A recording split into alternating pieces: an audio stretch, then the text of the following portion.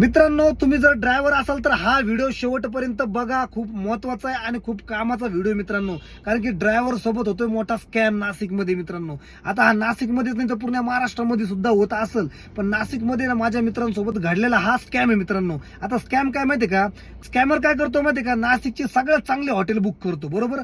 जसे नाशिकचे मोठमोठ्याले famous hotel ना, ती हॉटेल बुक करतो. बुक केल्याच्या नंतर मॅनेजरला फोन येतो, आम्हाला ओझर एअरपोर्टला घ्यायला गाडी पाठवा. हॉटेल मॅनेजर काय करतो माहितीये का? त्यांच्या कॉन्टॅक्ट मध्ये असणारा ट्रॅव्हल्सवाला असो किंवा आपल्यासारखा ड्रायव्हर असो, यांना कॉन्टॅक्ट करतो की कस्टमरला पिकअपला जा, तुमचे काय असतील ते पैसे तुम्हाला भेटून जातील, बरोबर. ओझर एअरपोर्टला गेल्याच्या नंतर कस्टमरचा फोन येतो मित्रांनो. आणि कस्टमरचा फोन आल्याच्या नंतर कस्टमर काय म्हणतो, भैया मैं इधर आई हूँ लेकिन मेरा लगेज का प्रॉब्लम है, मेरे को 4,000 सेंड कर दो, मेरा फोन पे चल रहा नहीं, बाहर आते ही तुरंत आपको एटीएम से निकाल के पैसा दे दूंगा.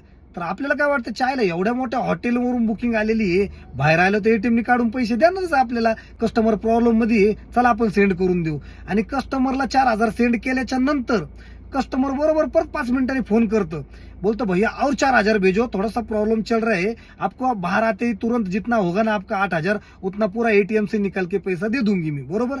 तर मग थोडासा डाऊट येतो आपल्यासारख्याला. पण मग आपण काय करतो माहिती का? आपल्याला ज्यांनी बुकिंग दिली त्याला कॉल करतो की यार भाऊ असं असं झालं यार, त्यांनी माझ्याकडून 4,000 घेतले, परत 4 मागताय.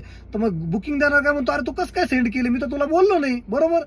आणि परत त्या कस्टमरला फोन केल्याच्या नंतर मोबाईल डायरेक्ट बंद असतो मित्रांनो. त्याच्यामुळं ड्रायव्हरांनी जरा शातीर राहा मित्रांनो.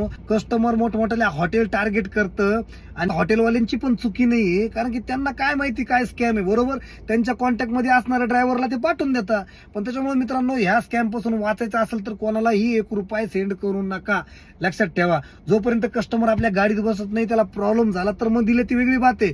कस्टमर तुम्ही पिकअप पण केलं नाही, त्याच्या अगोदर कस्टमर जर तुम्हाला 4,000 मागतंय मित्रांनो, तर तुमचं नुकसान होतंय. आणि असंच नुकसान त्या ड्रायव्हरचं झालं मित्रांनो. त्याचे 4,000 गेले, कस्टमरचा मोबाईल सुद्धा स्विच ऑफ होता मित्रांनो. हे एकच ठिकाण नाही तर नाशिकच्या 2-3 हॉटेल सोबत असं घडलंय मित्रांनो. त्याच्यामुळे तुम्ही कुठल्याही कस्टमरला 1 रुपयाही सेंड करू नका. ते बोलले ना बाहेर आलो देतो, तरी सेंड करू नका मित्रांनो. आता तो नंबर आहे ना सायबर क्राईमला दिला पण आहे हॉटेलवाल्यांनी 2-3, पण आता सापडणार आहे का? आपले 4,000 भेटणार आहे का आपल्याला? त्या बिचारीचे 4,000 पण गेले, वरतून एमटी पण यावं लागलं त्याला ओझर एअरपोर्टहून. तर मित्रांनो, ह्या स्कॅम पासून वाचायचं असेल तर हा व्हिडिओ जास्तीत जास्त तुमच्या जवळच्या ड्रायव्हर मित्राला शेअर करा.